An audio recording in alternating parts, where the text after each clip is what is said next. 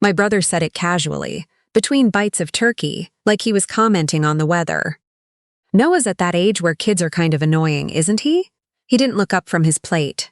My sister-in-law laughed a little. My mom adjusted the cranberry sauce. My dad refilled his drink. Nobody said a word in my son's defense, not one word. Noah was sitting 3 feet away in his booster seat, pushing a piece of sweet potato around his plate, and nobody at that table thought to say, "He's 3, he's perfect. What is wrong with you?" I'm 33 years old. I'm a senior bookkeeper at a mid-size logistics firm in Columbus, and I drove 4 hours to be here. I packed Noah's favorite stuffed elephant. I brought a pie I made from scratch. I told myself this year would be different. It never is. I've been saying my name silently in my head for years like it's a reminder. My name is Maya. I am a person. I exist. Because in this family, I have always felt like a function more than a person. I am the one who picks up the tab. I am the one who gets the call at 11 p.m. I am the one who doesn't say no because saying no means the silent treatment. The passive digs on Facebook. The family group chat that suddenly goes quiet whenever my name comes up. I've been doing this for 6 years. 6 years of being the safety net, and here I am, still falling for it. It started small, it always does.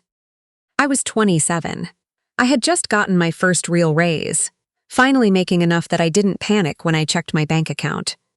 My brother called me one evening in February. He had just started a small contracting business with a buddy and they'd underbid a job. He needed $800 to cover materials or he'd lose the contract entirely. He sounded embarrassed. He said he'd pay me back by the end of the month. I felt a surge of something like pride. I could help. I had the money to help. I sent $800 before we even finished the call. He never paid it back, I never asked. That's the thing nobody tells you about financial exploitation in families. It doesn't announce itself. It doesn't show up with red flags and warning signs. It shows up as a brother who sounds genuinely embarrassed. It shows up as a mom who calls you crying because the car insurance lapsed and your dad needs his truck for work. It shows up as a sister-in-law who texts you a photo of a water-stained ceiling, with 3 crying face emojis and no follow-up question, just the photo, knowing you'll volunteer the money before she has to ask. I sat down with my bank statements 2 years ago, poured myself a glass of wine and spent an hour going through transfers, Venmo records, the checks I'd mailed because my dad refused to accept anything electronically. He didn't trust the apps. I stopped counting when I hit $47,000. I didn't stop because I was okay with the number. I stopped because I felt physically sick. I poured the rest of the wine down the sink. But the one that stayed with me, the one that made everything else feel like a footnote, was the $15,000. My brother called me on a Tuesday night 18 months ago. He was crying. I had never in my adult life heard him cry, and it scared me in a way nothing else could. He told me he'd been in an accident. Not a car accident, a work accident. He said he'd been helping a client move heavy equipment, and something had gone wrong, and now there was a lawsuit.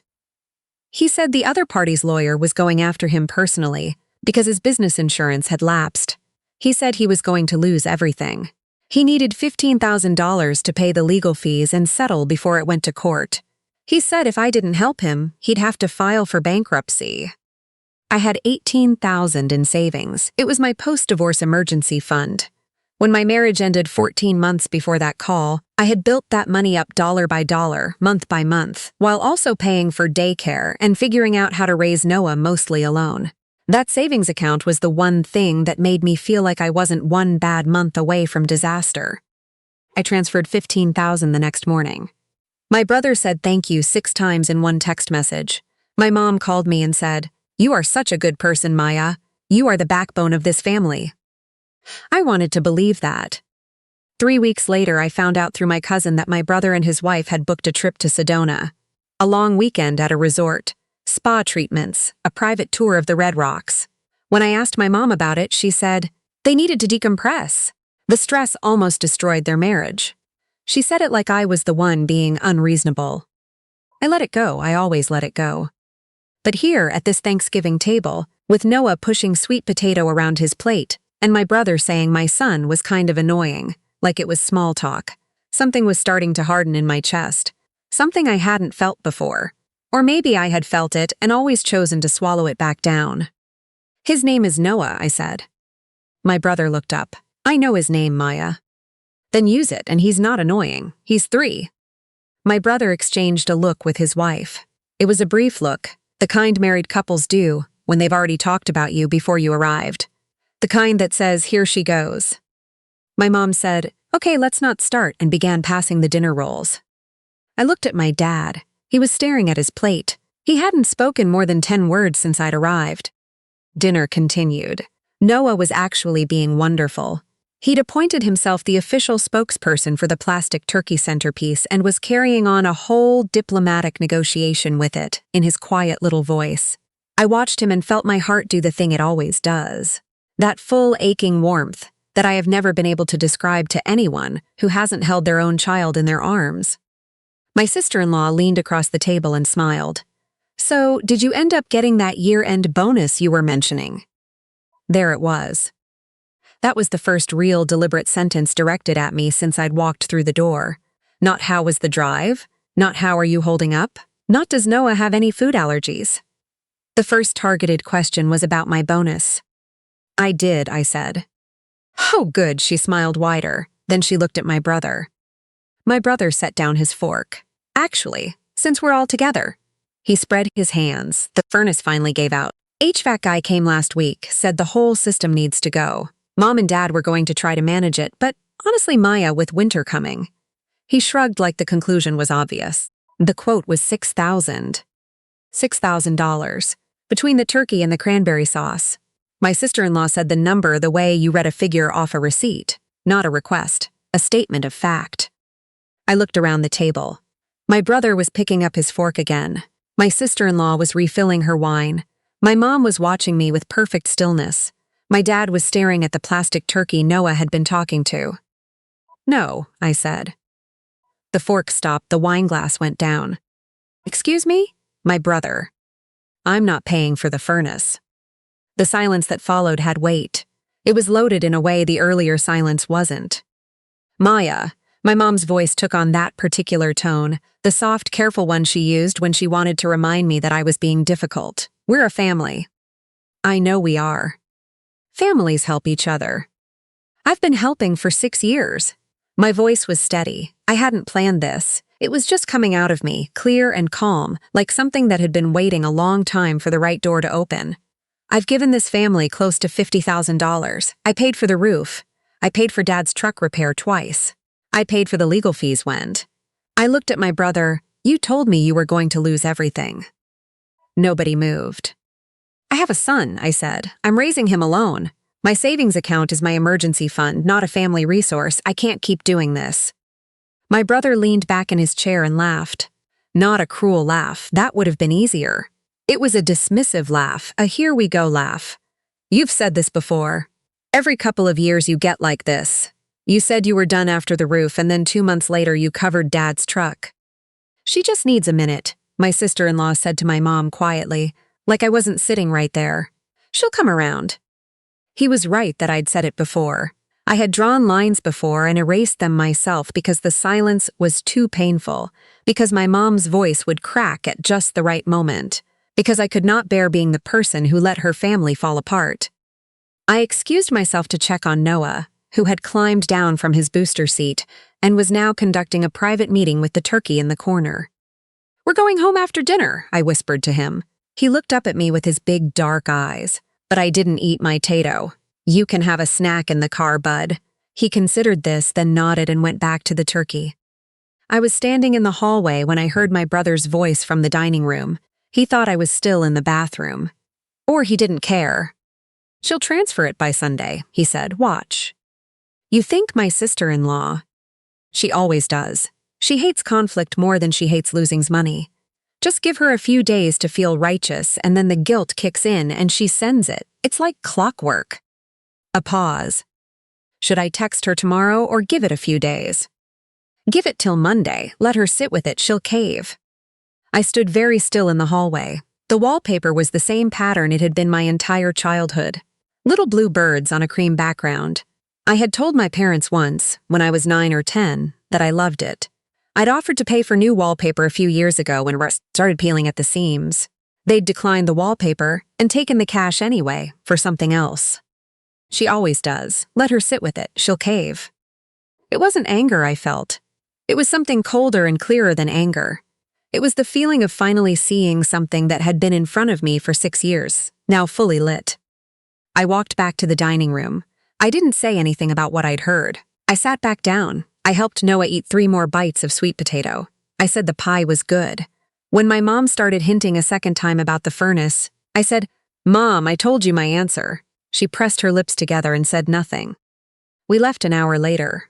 My dad hugged me stiffly. My mom said, "Drive safe," and then, very quietly, "I hope you think about what family really means." My brother gave Noah a high five that Noah didn't fully understand, then went back inside without looking at me. I buckled my son into his car seat in the dark. He was asleep before we hit the highway.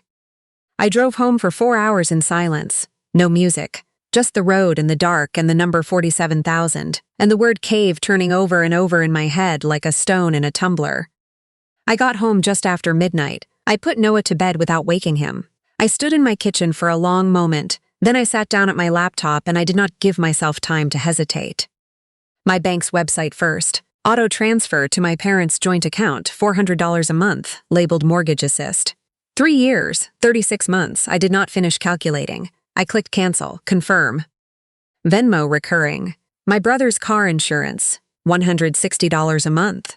I'd started covering it after his 3rd speeding ticket drove his premium up, and he'd called saying he couldn't afford to keep the car. Cancel, confirm. My parents were on my cell phone plan. 4 lines, mine, my mom's, my dad's, and my brother's. I was the primary account holder. I called the carrier, waited on hold for 11 minutes, and removed 3 lines. They could set up their own accounts. The streaming services, Netflix, Hulu, my card, their profiles. I changed the passwords and removed the payment methods. I found the email thread with the dental office where I'd agreed to cover my brother's remaining balance after his crown work last spring. I typed a short message. "Please be advised that I will no longer be covering payments for this account. Please direct all future billing to the patient directly. Send." 50 minutes. That's how long it took to dismantle 6 years. I didn't write a long message. I didn't send an explanation. I blocked my brother's number. I blocked my sister-in-law's. I blocked my parents on everything. Not in rage, but in the same quiet, deliberate way you close a window when the cold gets in. I just closed the laptop and sat in the silence of my apartment at 1 in the morning and felt something I hadn't felt in a very long time. I felt the floor beneath my feet. The calls came 2 days later. My carrier stored voicemails from blocked numbers. I listened once, just to confirm what I already knew. "My mom, Maya, something went wrong with the bank transfer. Call me back, this is important. Tight, controlled, no how are you, no is Noah okay?" My brother, "Real mature, Maya, real mature, we're your family. You don't just abandon family." A pause. "Call me back and we can talk about this like adults." I did not call back. A week passed. My paycheck hit my account and I watched the balance in a way I'd never let myself before, without immediately calculating what was about to leave. My mortgage, Noah's daycare, his new winter boots because he'd grown 2 sizes, a little into savings, money still left over. I sat with that number and felt something close to wonder. On a Saturday afternoon, there was a knock at my door. Noah was down for his nap. I looked through the peephole, half expecting my brother, having driven 3 hours to argue with me in person. Instead, I saw Carmen. Carmen has been my best friend since our sophomore year of college. She lives 40 minutes away, and I see her more than I ever saw my family, even when I was still paying their bills. She was holding a paper grocery bag and a 6-pack of hard cider, and she looked like she'd driven over in a hurry. Hair not quite finished, one earring in, coat not fully buttoned. I opened the door. "I heard you had a Thanksgiving," she said. "Come in." She came in. She unpacked the bag onto my kitchen counter. A rotisserie chicken, a container of mashed potatoes from the good grocery store, a small tub of gravy. She didn't ask if I'd eaten. She just started pulling plates from my cabinet the way she has 100 times before, because she has. "You didn't have to do this," I said. "I know." She handed me a plate. "Sit."